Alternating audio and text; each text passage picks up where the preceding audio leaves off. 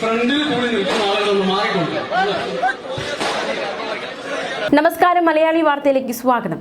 പ്രതിപക്ഷ നേതാവ് VD സതീശൻ നയിക്കുന്ന പുതുയുഗ യാത്രയിൽ വീണ്ടും നാടകീയ സംഭവ വികാസങ്ങൾ അരങ്ങേറിയിരിക്കുകയാണ്. കഴിഞ്ഞ ദിവസങ്ങളിൽ നമ്മൾ കണ്ടതാണ് വേദിയിലെ ഉന്തും തള്ളും അത് സ്നേഹത്തള്ളലാണെന്ന വാദം. പക്ഷേ എതിർപക്ഷം അതിനെ വലിയ രീതിയിൽ ആഘോഷമാക്കുന്ന കാഴ്ചയൊക്കെ നമ്മൾ കണ്ടതാണ്. അത്തരത്തിൽ നാടകീയമായ സംഭവം കഴിഞ്ഞ ദിവസം ഉണ്ടായി വേദിയിൽ. അതായത് പടക്കം പൊട്ടിച്ചത് ഇഷ്ടപ്പെടാതെ പ്രതിപക്ഷ നേതാവ് VD സതീശൻ യാത്ര താനൂരിൽ എത്തിയപ്പോഴാണ് ഇത്തരത്തിൽ വലിയ രീതിയിലുള്ള നാടകീയമായ സംഭവ വികാസങ്ങൾ അരങ്ങേറിയത്. യാത്ര താനൂരിലെത്തിയപ്പോൾ സ്വീകരണ വേദിയിൽ VD സതീശൻ കോപിക്കുന്ന ദൃശ്യങ്ങൾ പുറത്തു വന്നിരിക്കുകയാണ്. പ്രതിപക്ഷ നേതാവ് സംസാരിക്കാൻ തയ്യാറെടുക്കുകയായിരുന്നു. ഈ ആവേശത്തിൽ പ്രവർത്തകർ പടക്കം പൊട്ടിച്ചു. ഇത് VD സതീശനെ ചൊടിപ്പിച്ചു. അദ്ദേഹം പടക്കം പൊട്ടിക്കുന്ന ശബ്ദം കേട്ട് വലിയ രീതിയിൽ ദേഷ്യപ്പെടുകയുണ്ടായി. മാലപ്പടക്കം നിർത്താതെ പൊട്ടിയതോടെ താൻ സംസാരിക്കുന്നില്ലെന്നും വേറെ ആരെങ്കിലും വിളിക്കാനും പ്രതിപക്ഷ നേതാവ് ആവശ്യപ്പെടുകയായിരുന്നു. അദ്ദേഹം വളരെ ദേഷ്യത്തോടെ അവിടെ ഇരിക്കുന്ന കാഴ്ചയൊക്കെ നമ്മൾ കണ്ടു. ദൃശ്യങ്ങളൊക്കെ വ്യക്തമാണ്. പ്രതിപക്ഷ നേതാവ് VD സതീശൻ ദേഷ്യപ്പെടുന്നു.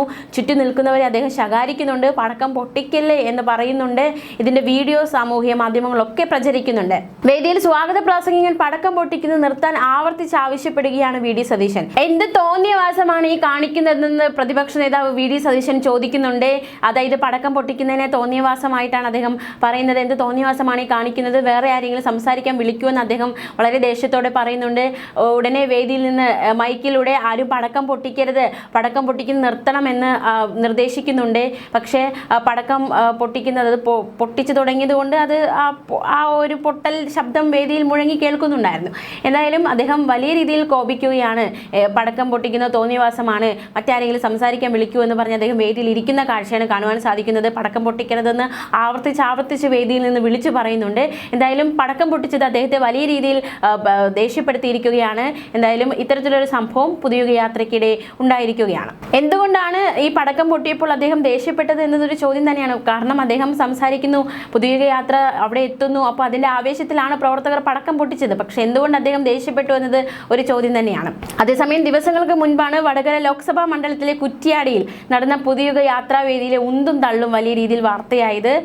തീർച്ചയായിട്ടും അന്ന് അതിനുള്ള വിശദീകരണമൊക്കെ കോൺഗ്രസ് നേതാക്കന്മാർ നൽകിയതാണ്. അതൊരു സ്നേഹത്തള്ളലാണ്, ഇത്തരത്തിൽ വലിയ രീതിയിൽ ആഘോഷമാക്കേണ്ട ആവശ്യമില്ല എന്നതടക്കമുള്ള ഒരു വിശദീകരണം നൽകിയതാണ്. ആ ഒരു ഉന്തും തള്ളിനെ ആദ്യമൊക്കെ വിശേഷിപ്പിക്കപ്പെട്ടത് പ്രതിപക്ഷ നേതാവിനെ ക്ഷണിക്കുന്നതിന് മുന്നേ ഷാഫിയെ ക്ഷണിച്ചില്ല, അതിന്റെ നീരസം ഷാഫി കാണിച്ചു എന്നാണ്. പക്ഷേ ഷാഫി സമയമില്ലാത്തത് കൊണ്ട് മറ്റ് നേതാക്കന്മാർ സംസാരിക്കട്ടെ എന്ന് പറഞ്ഞതാണെന്ന് കോൺഗ്രസും വിശദീകരണം നൽകി. ഇത്തരത്തിലുള്ള നാടകീയ സംഭവ വികാസങ്ങൾ പുതുയുഗ യാത്രയ്ക്കിടെ അരങ്ങേറുകയാണ്. അതേസമയം കോൺഗ്രസിലേക്ക് ചിലർ ചേക്കേറുന്നു. പ്രത്യേകിച്ച് ഇന്ന് പ്രേംകുമാർ കോൺഗ്രസിലേക്ക് ചേക്കേറും, അല്ലെങ്കിൽ കോൺഗ്രസിന് വേണ്ടി മത്സരിക്കുമെന്നൊരു വാർത്ത വന്നിട്ടുണ്ട്. മുൻ മുഖ്യമന്ത്രിയും മുതിർന്ന CPM നേതാവുമായ VS അച്യുതാനന്ദന്റെ മുൻ പേഴ്സണൽ അസിസ്റ്റന്റ് A സുരേഷ് മലമ്പുഴയിൽ UDF സ്വതന്ത്ര സ്ഥാനാർത്ഥിയായി മത്സരിച്ചേക്കും. പ്രതിപക്ഷ നേതാവ് VD സതീശൻ നയിക്കുന്ന പുതുയുഗ യാത്രയിൽ സുരേഷ് പങ്കെടുക്കും. പുതുയുഗ യാത്ര നാളെ പാലക്കാട് എത്തുമ്പോഴാണ് അദ്ദേഹം ഇതിൽ പങ്കെടുക്കുക. A സുരേഷും KPCC നേതാക്കളും കൂടിക്കാഴ്ച നടത്തി ചർച്ചകൾ നടത്തി ഇത് സംബന്ധിച്ചെന്ന വിവരമാണ് പുറത്തുവരുന്നത്. പക്ഷേ A സുരേഷ് വിശദമാക്കുന്നത് ഈ പുറത്തു വരുന്ന വാർത്തകളെല്ലാം വസ്തുതാപരമാണ് എന്ന് തന്നെയാണ്. അതായത് യാത്രയിൽ പങ്കെടുക്കാൻ UDFന്റെ ഉന്നത നേതാക്കൾ തന്നെ ക്ഷണിച്ചു എന്ന് സുരേഷ് സ്ഥിരീകരിക്കുകയുണ്ടായി. എന്നാൽ താൻ ഇപ്പോഴും ഇടതുപക്ഷ നിലപാടുള്ള ആളാണെന്ന് സുരേഷ് ആവർത്തിച്ച് പറയുകയാണ്. പാർട്ടി തന്നെ പുറത്താക്കിയിട്ട് 13 വർഷത്തിലധികമായി, പക്ഷെ ഇപ്പോഴും പാർട്ടിയെ നെഞ്ചോട് ചേർത്ത് ജീവിക്കുകയാണ് സുരേഷ്. തന്നാലാകുന്ന വിധത്തിലൊക്കെ പാർട്ടി ചട്ടക്കൂടിനകത്ത് നിന്ന് അപ്പീലുകൾ നിരന്തരം താൻ കൊടുത്തു. പക്ഷേ പാർട്ടിയുടെ ഭാഗത്ത് നിന്നും അതിനൊന്നും ഒരു മറുപടിയും തനിക്ക് കിട്ടിയിട്ടില്ല. അതിൽ വളരെ വിഷമമുണ്ട്, തനിക്ക് അപമാന ഭാരമുണ്ട്. കഴിഞ്ഞ ആഴ്ച തന്റെ പ്രദേശത്തെ ബ്രാഞ്ച് കമ്മിറ്റി കൂടുകയും പാർട്ടിയിൽ തിരിച്ചെടുക്കുന്ന കാര്യം ആലോചിക്കുകയും ചെയ്തു. അപ്പോൾ ഉപരി കമ്മിറ്റിയിൽ നിന്ന് പങ്കെടുത്ത സഖാവ് പറഞ്ഞത് സംസ്ഥാന കമ്മിറ്റി ആ കാര്യത്തിൽ ഒരു തീരുമാനം എടുക്കട്ടെ എന്നായിരുന്നു. ഗ്രൂപ്പിലെടുക്കാൻ സംസ്ഥാന കമ്മിറ്റി തീരുമാനിക്കണമെന്ന് പറഞ്ഞത് തനിക്ക് വലിയ രീതിയിലുള്ള അപമാനമായി മാറി. ഇതിലും വലിയ അപമാനം തനിക്കിനി നേരിടാനില്ല. പ്രത്യേകിച്ച് ഗ്രൂപ്പിലെടുക്കാൻ എന്തിനാണ് സംസ്ഥാന കമ്മിറ്റിയുടെ തീരുമാനം കാത്തിരിക്കേണ്ടത്? അത് ഉപരി കമ്മിറ്റി തന്നെ തീരുമാനിച്ചാൽ പോരെ. അങ്ങനെ ഇരിക്കെ എന്തിന് സംസ്ഥാന കമ്മിറ്റിയിലേക്ക് വിടണം, അവർ തീരുമാനിക്കട്ടെ എന്നൊരു വാദം അവിടേക്ക് വരുന്നത് അത് തന്നെ അപമാനിക്കുന്നതിന് തുല്യമാണ് എന്നാണ് സുരേഷ് വ്യക്തമാക്കുന്നത്. പ്രദേശത്തെ നേതാക്കൾക്കും വലിയ വിഷമം ആ ഒരു വാദം അല്ലെങ്കിൽ അത്തരത്തിലൊരു പ്രസ്താവന ഉണ്ടാക്കിയെന്നും സുരേഷ് വ്യക്തമാക്കി. VS അച്യുതാനന്ദൻ നിലപാടുകൾ കൊണ്ട് ശക്തനാണ്. അദ്ദേഹം എടുത്ത നിലപാടുകൾ കൊണ്ടാണ് പാർട്ടി ഇത്രയും ശക്തിപ്പെട്ടതെന്നാണ് താൻ വിശ്വസിക്കുന്നതെന്ന് സുരേഷ് വ്യക്തമാക്കി. വർഗീയത, അഴിമതി, മാഫിയ ഇവർക്കെതിരെയെല്ലാം VS അച്യുതാനന്ദൻ എടുത്ത നിലപാട്, അദ്ദേഹം ഉയർത്തിയ ശബ്ദം, അത് പാർട്ടിയെ വലിയ രീതിയിലാണ് ശക്തിപ്പെടുത്തിയിട്ടുള്ളത്. ഇന്നത്തെ ഈ നിലയിൽ സർക്കാരും പാർട്ടിയും ആകുമായിരുന്നില്ല VS ഉണ്ടായിരുന്നുവെങ്കിലെന്നും സുരേഷ് പറഞ്ഞു വയ്ക്കുകയാണ്. അതായത് ഈ ഒരു അവസ്ഥയിലേക്ക് ഇന്ന്, അതായത് അത്തരത്തിലൊരു അവസ്ഥയിലേക്ക് പാർട്ടി എത്തിയിരിക്കുന്നു എന്ന് സുരേഷ് പറയാതെ പറഞ്ഞിരിക്കുകയാണ്. കുറേ തിരുത്തലുകൾ വേണ്ടതുണ്ട്, പാർട്ടി സഖാക്കൾ തന്നെ ആഗ്രഹിക്കുന്നുണ്ട് എന്നും സുരേഷ് വ്യക്തമാക്കുന്നുണ്ട്. അതായത് തിരുത്തേണ്ട ഒരുപാട് കാര്യങ്ങളുണ്ട്, തിരുത്തലുകൾ നിലവിൽ ആവശ്യമാണ് എന്ന് സുരേഷ് വ്യക്തമാക്കുമ്പോൾ അത് പാർട്ടിയെ സംബന്ധിച്ച് എന്താണ് തിരുത്തലുകൾ വരുത്തേണ്ടത് എന്ന ഒരു ചോദ്യവും കൂടി ഉയരുന്നുണ്ട്. ജീവിച്ചിരുന്നെങ്കിൽ അത് ഏറ്റവും കൂടുതൽ, അതായത് പാർട്ടിയിൽ ഒരുപാട് തിരുത്തലുകൾ വേണ്ടി വരും എന്ന് ആഗ്രഹിക്കുന്നത് VS ആയിരിക്കും. അദ്ദേഹം ഒരു തിരുത്തൽ ശക്തിയായി പാർട്ടിയിൽ ഉണ്ടായിരുന്നു. അതുകൊണ്ടാണ് പാർട്ടി കേരളത്തിൽ വലിയ ശക്തി പ്രാപിച്ചതും ഭരണം നേടിയതെന്നും സുരേഷ് വ്യക്തമാക്കിയിരിക്കുകയാണ്.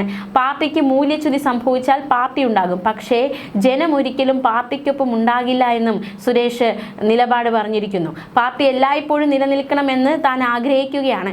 UDF പിന്തുണയിൽ മത്സരിക്കുമ്പോൾ മാനസികമായ ഒരു അസ്വസ്ഥത തോന്നുന്നുണ്ടെന്നും അത് പരസ്യമായി പങ്കുവയ്ക്കുകയാണെന്നും അദ്ദേഹം വ്യക്തമാക്കി. 2013 പാർട്ടിയുമായി ബന്ധപ്പെട്ട വാർത്തകൾ മാധ്യമങ്ങൾക്ക് ചോർത്തി നൽകിയെന്ന കുറ്റം ചുമത്തിയാണ് സുരേഷിനെ CPM പാർട്ടിയിൽ നിന്ന് പുറത്താക്കിയത്. 2013 സംഭവമാണ്.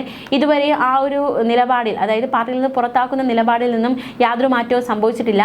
മറിച്ച് അതിനുള്ള ശ്രമം, പാർട്ടിയിലേക്ക് തിരിച്ചു കയറാനുള്ള ശ്രമം സുരേഷിന്റെ ഭാഗത്തു നിന്നുണ്ട്. പക്ഷെ അതിന് വ്യക്തമായ മറുപടികളില്ല. പക്ഷേ തീരുമാനങ്ങൾ വരുമ്പോൾ തന്നെ വേദനിപ്പിക്കുന്ന തരത്തിലുള്ള തീരുമാനങ്ങൾ, പ്രസ്താവനകൾ. CPIMൽ നിന്ന് പുറത്താക്കി തന്നെ തിരിച്ചെടുക്കാൻ വൈകുന്നത് എന്ത് എന്ന ചോദ്യവുമായി പാർട്ടി ജനറൽ സെക്രട്ടറി MA ബേബിക്ക് സുരേഷ് തുറന്ന കത്തെഴുതിയിരുന്നു. പുറത്താക്കപ്പെട്ട കാലയളവിൽ ഒരുപാട് തിക്ത അനുഭവങ്ങൾ ഉണ്ടായെന്നും എന്നാൽ ഇക്കാലയളവിലും താൻ പാർട്ടിക്കൊപ്പം സഞ്ചരിച്ചുവെന്നും ചെങ്കൊടി പുതച്ചു കിടക്കാനുള്ള ആഗ്രഹത്തിലാണ് കാത്തിരുന്നതെന്നും സുരേഷ് കത്തിൽ പറഞ്ഞിരുന്നു. പക്ഷേ വ്യക്തമായൊരു മറുപടി അതിന് കിട്ടിയിട്ടില്ല. എന്തായാലും അദ്ദേഹം കോൺഗ്രസിന് വേണ്ടി മത്സരിക്കുമോ എന്നാണ് ഒരു ചോദ്യം. അതിന് വ്യക്തമായൊരു ഉത്തരം ഇനിയും കിട്ടേണ്ടതായിട്ടുണ്ട്.